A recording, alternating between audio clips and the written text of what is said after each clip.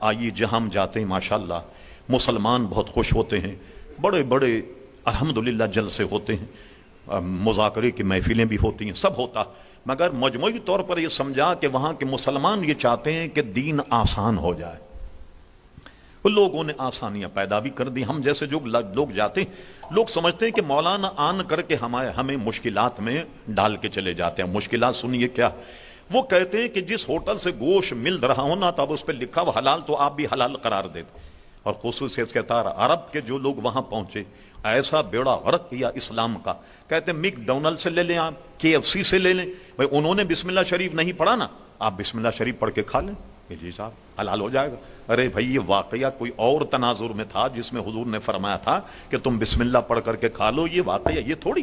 اچھا پھر لوگ کہتے ہیں بھائی عام طور پہ یہود اور نصارہ یہ تو اللہ کے نام پہ ذبح کرتے ہیں، ان کا گوشت بھی کھا لیا جائے، ہم منع کرتے ہیں۔ پھر ہم نے ایک یہودی جو ان کا رہبر تھا ان سے پوچھا، میں نے کہا ہم نے انسائکلوپیڈیا میں تلاش کیا، ہمیں نہیں ملا، جب جانور ذبح کرتے ہیں تو آپ کیا پڑھتے ہیں؟ اللہ کا نام لیتے ہیں؟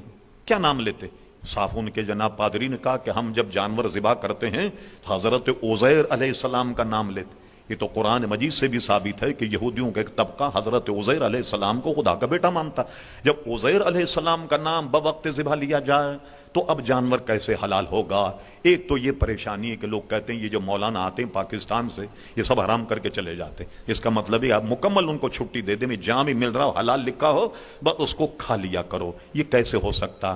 3-4 مسائل ایسے انٹرنیشنل، سود کا مسئلہ سب سے پہلے پوچھے، شراب کا مسئلہ کہ شراب بیچنا کیسا ہے، یہ مسئلہ اگر آپ کہیں گے ناجائز ہے تو لوگوں کا منہ بن جاتا ہے کہ بھئی کیا کریں، ہمارا تو روزگار یہی کہ جناب دکان پہ کام کرتے ہیں تو شراب بھی ہمیں بیچنا پڑتی۔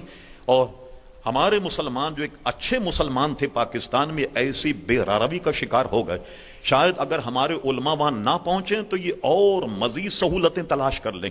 میں آپ کو ہالینڈ کا قصہ بتاتا ہوں۔ چند لوگ جو پاکستان کے جو ریسٹورنٹ چلاتے تھے، ان حضرات نے ہماری دعوت کی۔ سچی بات ہے میں نے دعوت تو قبول نہیں کی، میں نے کہا میں صرف آن کر چائے پیوں گا۔ کہ ٹھیک ہے چائے، یہ سب جمع ہو گئے۔ جمع ہونے کے بعد انہوں نے اپنے مسائل شروع کر دیے۔ بھئی مولانا آپ جتنی سختی کرتے نا یہاں تو ممکن نہیں اس پر عمل۔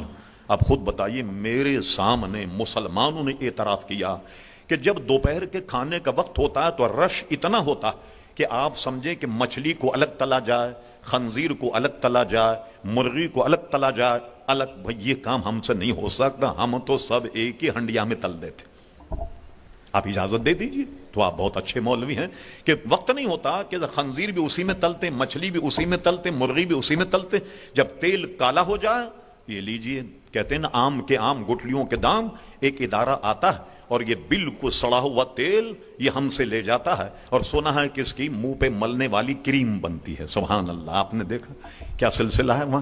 یعنی کوئی ہر چیز میں عزیزان گرامی، بعض مسلم جو ہماری سوسائٹی انہوں نے باضابطہ ایک لسٹ چھاپی جو میرے پاس بھی موجود ہے، اس میں کچھ کوڈ نمبر، یہ نمبر اگر آپ دوائیوں پر دیکھیں تو اس کو استعمال نہیں کریں، کھانے پینے کی چیزوں پر دیکھیں ان کو استعمال نہیں کریں۔ بڑی تک و دو کے بعد انہوں نے یہ سارے نام لیے، اور بڑی بڑی سوسائٹیوں نے بڑی بڑی کتابیں چھاپی کہ یہ چیزیں جو ہیں وہ مسلمانوں کو نہیں کھانی چاہیے۔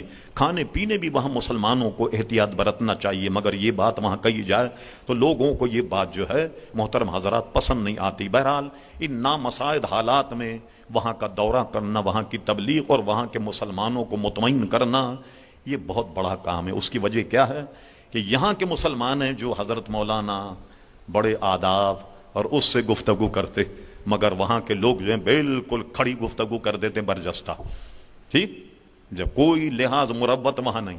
سب سے بڑا مسئلہ وہ آداب جو ہم بر صغیر مسلمانوں میں میلاد کے اعتبار سے ہیں، کوئی چیز ان میں نہیں پائی جاتی۔ مسجد میں بیٹھتے ہیں تو دونوں پیر آپ کے منہ کی طرف کر کے بیٹھتے ہیں، آپ کو آئینہ دکھاتے، بھائی ذرا پیر سمیٹ لو تو ناراض ہو جائیں گے، اس لیے کہ نیچے بیٹھنے کے لوگ عادی نہیں، کرسی پہ بیٹھنے کے عادی ہیں، تو مولانا کو 10-15 آدمی آئینہ دکھاتے بیٹھے ہوتے ہیں، پورے پیر مولانا کی طرف کر لیتے ہیں جناب تقریر کرتے ہوئے۔ یہ بے شمار وہاں بیماریاں ہیں۔ اب اس میں ضرورت کس بات کی ہے؟ اس کو مؤثر کیسے بنایا جائے؟